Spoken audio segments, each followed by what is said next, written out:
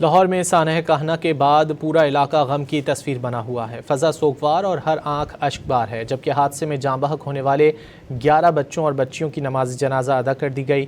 Police نے واقعے کا مقدمہ درج کر کے کارروائی شروع کر دی ہے۔ تفصیلات جانیں گے نمائندہ ڈان نیوز محمد تیمور سے۔ تیمور بتائیے۔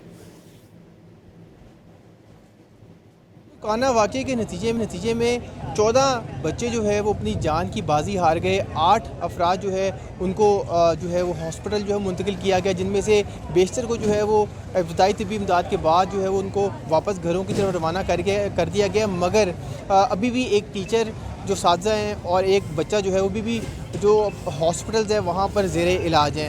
ابھی جو صورتحال ہے وہ یہ ہے کہ یہاں پر تمام تر بچوں کی نماز جنازہ جو ہے وہ ادا کر دی گئی ہے۔ 11 بچوں کی اس جگہ پہ کی گئی جہاں پہ میں موجود ہوں، جبکہ 3 بچوں کی یہاں سے باہر جو ہے وہ ادا کی گئی ہے۔ ان کی تدفین بھی بچوں کی جو ہے وہ کر دی گئی ہے۔ البتہ یہ جو واقعہ ہوا ہے اس پہ بہت سے سوالات اس حوالے سے اٹھ رہے ہیں کہ کیا اس طرح کے جو تعلیمی ادارے ہیں، ٹیوشن سینٹرز ہیں وہ ہونے چاہیے؟ کیا ان کی جو عمارات ہیں، جو عمارتیں بنائی گئی ہیں وہ بوسیدہ ہیں، یا ان کی کیا صورتحال ہے؟ ان کی انسپیکشن جو ہے وہ ماہانہ وار جو ہے وہ ہونی چاہیے یا نہیں؟ اب تو مونسون بھی آنے والا ہے، تو صورتحال اگر عمارتوں کی ایسے رہی تو اس طرح کے واقعات اللہ نہ کرے دوبارہ بھی جو ہے وہ ہو سکتے ہیں۔ البتہ جن والدین کے بچے جو ہیں ان سے رخصت ہو گئے ہیں، وہاں ان کے گھروں میں تو کوہرام جو ہے وہ برپا ہے۔